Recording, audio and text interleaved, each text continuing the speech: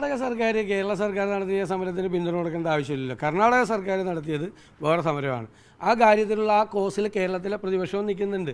ഞങ്ങളെ 18 എംപിമാരും കേന്ദ്ര ധനകാര്യമന്ത്രിക്ക് കൊടുത്ത മെമ്മോറാണ്ടത്തിലും ഞാൻ മുഖ്യമന്ത്രിക്ക് എഴുതിയ കത്തിലും 14-ാം ധനകാര്യ കമ്മീഷനിൽ നിന്ന് 15-ാം ധനകാര്യ കമ്മീഷനിലേക്ക് മാറിയപ്പോൾ 2.5% നികുതി വിഹിതം ഉണ്ടായിരുന്നത് 1.92 ആക്കിയതിന് ഞങ്ങൾ എതിർക്കുകയാണ്.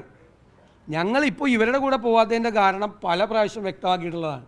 കാരണം കേരളത്തിൻ്റെ ധനപ്രതിസന്ധിക്ക് മുഴുവൻ കാരണം കേന്ദ്ര അവഗണനയാണെന്നുള്ളൊരു നറേറ്റീവ് ഉണ്ടാക്കി ഇവരുടെ കെടുകാര്യസ്ഥതയും ധൂർത്തും അഴിമതിയും ഇവർ മറച്ചു വയ്ക്കാൻ ശ്രമിക്കുകയാണ്.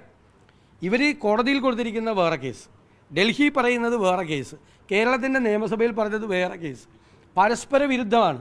57,800 കോടി രൂപ കേന്ദ്രത്തിൽ നിന്ന് കിട്ടാനുണ്ട് എന്ന് പറയുന്നത് നുണയാണ്, പച്ചക്കള്ളമാണ്. അത് ഊതിപ്പെരിപ്പിച്ച കണക്കാണ്. ആ കണക്ക് ഞങ്ങൾ പൊളിച്ചതാണ് നിയമസഭയിൽ വെച്ച്. ഇവരുടെ നികുതി പിരിവിലുണ്ടായ പരാജയം, ഇവരുടെ ധൂർത്തും അഴിമതിയും കെടുകാര്യസ്ഥതയുമാണ് ഈ രൂക്ഷമായ ധനപ്രതിസന്ധിക്ക് കാരണം. ഒരുപാട് കാരണങ്ങളിൽ ഒന്നാണ് കേന്ദ്ര അവഗണന. അത് ഇവർ 10-ാം ധനകാര്യ കമ്മീഷനെയും 15-ാം ധനകാര്യ കമ്മീഷൻ തമ്മിൽ താരതമ്യപ്പെടുത്തി കിട്ടിയ കുറവാണ് പറയുന്നത്. 10-ാം ധനകാര്യ കമ്മീഷൻ ഉണ്ടായിട്ട് 1995.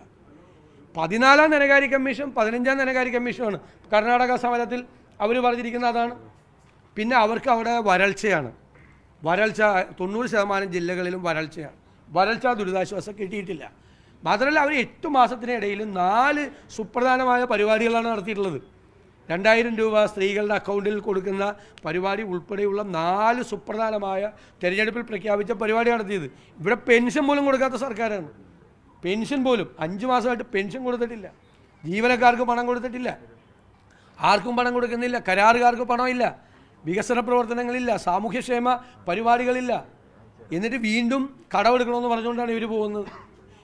സുപ്രീം കോടതിയിൽ പോയിരിക്കുന്നത് കടമെടുപ്പിൻ്റെ പരിധി ഉണ്ടാകരുതെന്നാണ്.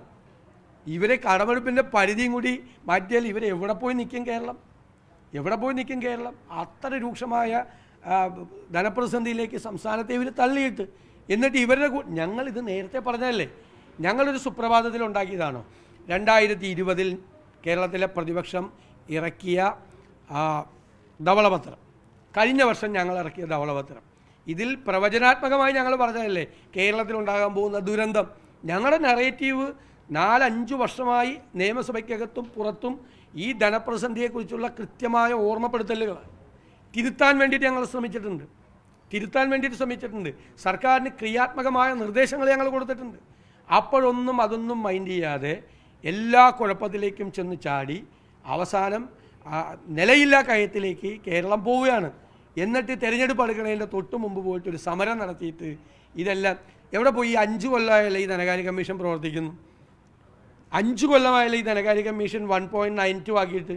ഈ ധനകാര്യ കമ്മീഷൻ്റെ കാലാവധി തീരുവാണ്. ഇത്രയും നാൾ ഈ സമരം കണ്ടില്ലല്ലോ കേന്ദ്രത്തിൻ്റെ മുമ്പിൽ. എവിടെയായിരുന്നു സമയം? അപ്പോൾ ഇപ്പോൾ നിലയില്ലാ കയത്തിൽ പെട്ടുപോയപ്പോൾ, നിവൃത്തിയില്ലാതായപ്പോൾ ജനങ്ങളെ നുണ പറഞ്ഞ് കള്ളം പറഞ്ഞ് 1000 വട്ടം നുണ ആവർത്തിച്ച് പറഞ്ഞുകൊണ്ടിരിക്കുക. അതാണ് തന്ത്രം, ഇവരുടെ തന്ത്രം. ഇവർ നേരത്തെ ഉണ്ടാക്കിയല്ലോ, 18 മാസം ഉമ്മൻചാണ്ടിയുടെ കാലത്ത് പെൻഷൻ കൊടുത്തില്ല, പച്ച കള്ളമായിരുന്നു എന്ന് ഞങ്ങൾ നിയമസഭയിൽ തെളിയിച്ചില്ലേ. അതുപോലത്തെ ഒരു കള്ളമാണ് ഈ 57,800 കോടി രൂപ. അത് ഞങ്ങൾ പൊളിച്ചുകൊണ്ടിരിക്കുകയാണ്, ഒരു സംശയം വേണ്ട.